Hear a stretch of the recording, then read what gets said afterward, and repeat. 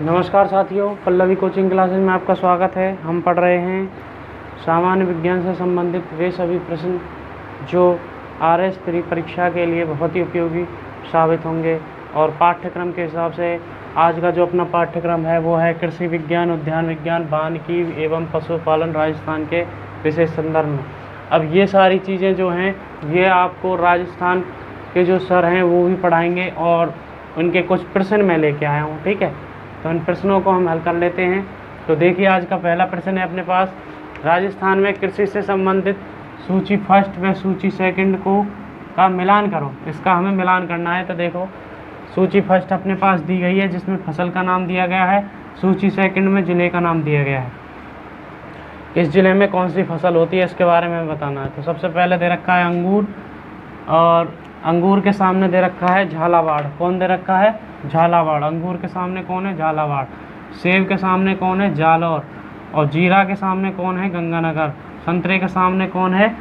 Mount Abu. तो अब हमें ये बताना है क्या कि अंगूर जो होता है वो किस ज़िले में सर्वाधिक होता है। तो देखिए, यहाँ पर ये इसके कूट दिए गए हैं, उत्तर ये हैं। तो देखिए, जो अंगूर जो सबसे ज़्यादा होता है वो होता है अपना गंगानगर के अंदर। कहाँ होता है? गंगानगर के अंदर। इस प्रकार से, ठीक है। इसको मैं मिटा देता हूँ जिससे आपको कन्फ्यूजन ना हो कि ये क्या करवा रहे हैं। ठीक है, इनको मैं मिटा देता हूँ, ये तो मैंने बताने के लिए किया था। तो जो अंगूर होता है वो सबसे ज़्यादा किस ज़िले के अंदर होता है? गंगानगर के अंदर। तो अपने ये दो ऑप्शन तो क्या हो गए यहाँ पर? गलत हो गए। ठीक है, अब ये दो ऑप्शन चल रहे हैं, ए और बे। अब देखते हैं कि जो सेब है, सेब जो होता है आप सब जानते हैं वो ठंडे प्रदेश में होता है। राजस्थान का ठंडा प्रदेश कौन सा है? माउंट आबू। ये रहा से, ये हो गया। और ये कहाँ आता है? सिरोही में। ठीक है, आगे चलते हैं। जीरा। जीरा के लिए सबसे ज़्यादा प्रसिद्ध होता है जैसे जीरा, जैसे जालौर। जैसे जीरा, जैसे जालौर। और संतरे के लिए सबसे ज़्यादा प्रसिद्ध हो जाएगा झालावाड़। कौन हो जाएगा? झालावाड़। तो अब देखो अपने पास क्या कूट बनता है। तो पहले में आ गया सी, पहले में आ गया सी, दूसरे में आ गए डी, ये दूसरे में आ जाएंगे डी, तीसरे नंबर के में आ गया बी, तीसरे नंबर के में आ गया बी। तो देखो यहाँ पर ये तो हो गया गलत, ये हो जाएगा राइट आंसर। ठीक है, तो अपने पास कौन सा ऑप्शन आ गया? B option is right answer. ठीक है इसका। और लास्ट वाले में क्या है? संतरे में आ जाएगा झालावाड़। ठीक है, तो अपने पास कौन सा आ जाएगा? संतरे का आ गया ए। आगे चलते हैं अगले प्रश्न की तरफ। अगले प्रश्न में क्या दिया गया है? निम्न में से कौन से टाइगर रिजर्व क्षेत्र हैं? टाइगर रिजर्व क्षेत्र हैं, ये हमसे पूछा गया है। तो देखिए, सबसे पहले नंबर पर दिया गया है यहाँ पर सरिस्का, दूसरे नंबर पर है रामगढ़ विषधारी अभयारण्य, उसके बाद है अगला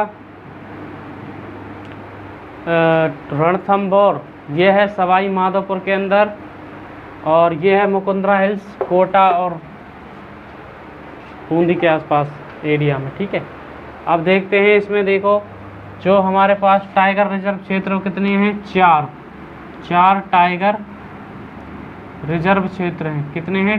4 टाइगर रिजर्व क्षेत्र हैं, जिसमें पहला कौन सा था? सरिस्का। दूसरा अब ये बन चुके हैं, देखो, रणथंभौर, मुकुंदरा हिल्स, और जो अभी लेटेस्ट बना है वो कौन सा है? रामगढ़ विषधारी। कौन सा है? रामगढ़ विषधारी। राजस्थान का ये कौन सा है? 4 नंबर का, और इंडिया का है ये 52वें नंबर का। कौन से नंबर का? 52वें नंबर का। तो देखो, तो राजस्थान में कौन से टाइगर रिजर्व हैं? ये चारों ही हैं। तो कौन सा ऑप्शन सही हो जाएगा? ए, बी, सी एवं डी, यानी कि अपना ए, यानी कि ए ऑप्शन क्या हो जाएगा यहाँ पर? राइट आंसर हो जाएगा। अब चलते हैं अपने अगले सवाल की तरफ। निम्न में से किस वृक्ष से चारकोल बनाया जाता है? किससे बनाया जाता है चारकोल?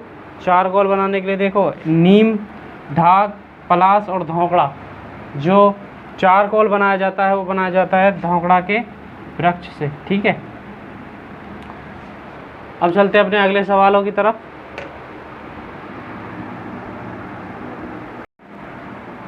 चलते हैं हमारे अगले क्वेश्चन की तरफ। देखिए, नंबर 4, राजस्थान में पक्षी प्रजातियों की सर्वाधिक विविधता कहाँ पाई जाती है? ये हमसे पूछा गया है।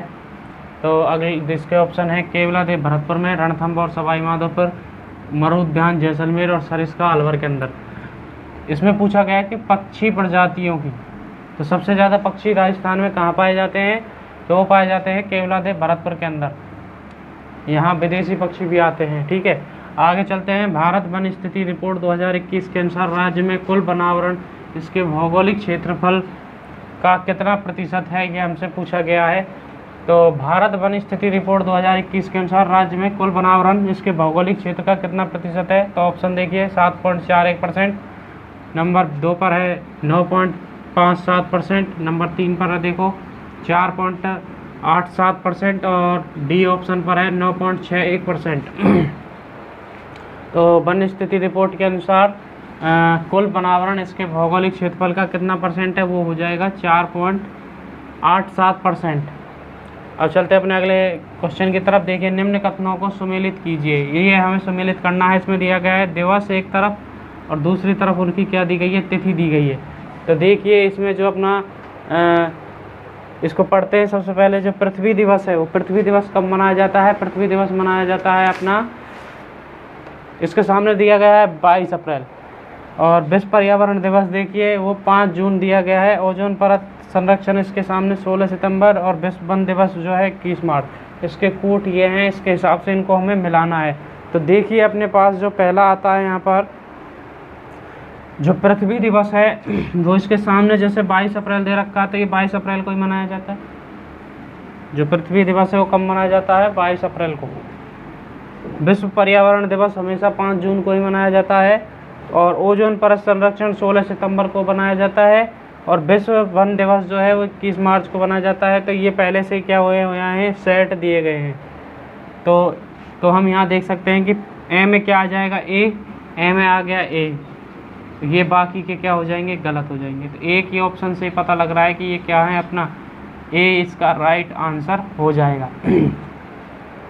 तो ये थे हमारे आज के कृषि विज्ञान, उद्यान विज्ञान, वानिकी एवं पशुपालन राजस्थान विषय संदर्भ में ये प्रश्न थे अपने 6 प्रश्न।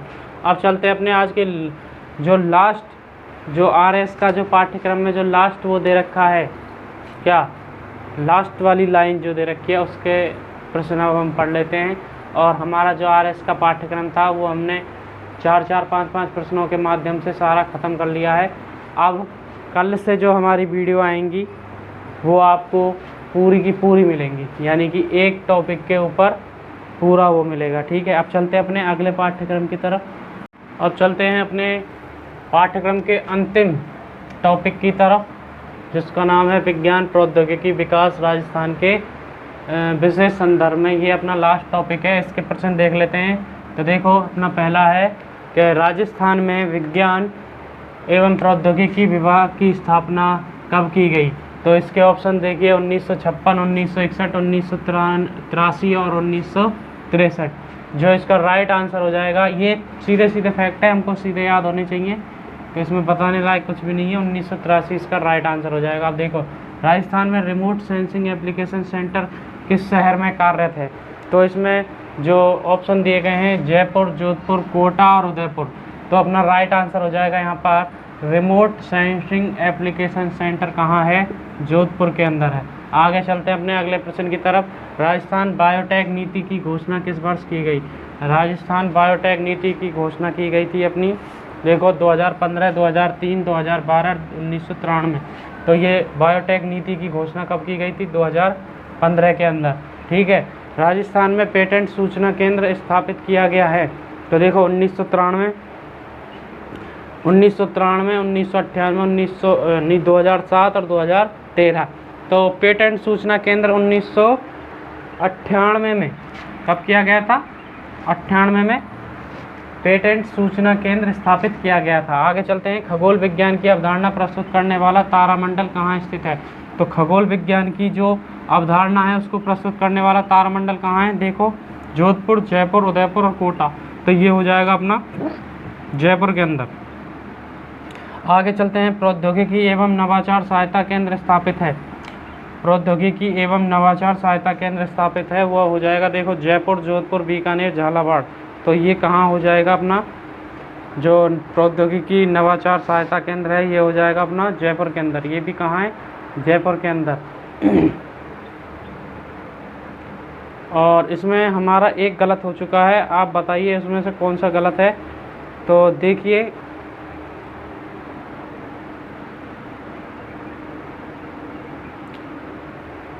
कोई सा भी गलत नहीं है, ठीक है। तभी आप सोच रहे हैं कह दिया तो गलत है, सब सही है ये। और ये फैक्ट है, सीधे सीधे याद करने हैं आपको, सीधे के सीधे याद करने पड़ेंगे। इनमें समझने वाला समझाने वाला कुछ भी नहीं है, ठीक है। तो ये हो गए अपने आज के RS प्री संबंधित जितने भी पाठ्यक्रम के जितने भी प्रश्न थे, मतलब जितने भी प्रश्न तो जितने भी जितने टॉपिक दिए गए थे उन सब से संबंधित हमने 5-5 या 7-8 प्रश्न पढ़ लिए हैं लगभग, ठीक है। तो आपको अंदाज़ा लग गया होगा किस प्रकार के प्रश्न पूछे जाएंगे। और ये हमने करवाए हैं जो एक लाइन वाले हैं और ज़्यादातर पूछे जाते हैं, जैसे मैंने आज करवाए थे शुरुआत के वीडियो में, ठीक है। तो उसमें देखिए शुरुआत की उसमें करवाए थे जो 4-4 कूट के रूप में जो दिए गए थे। इस प्रकार के प्रश्न ज़्यादा पूछे जाते हैं RS परीक्षा में, बड़े। तो आप पढ़ते रहिए।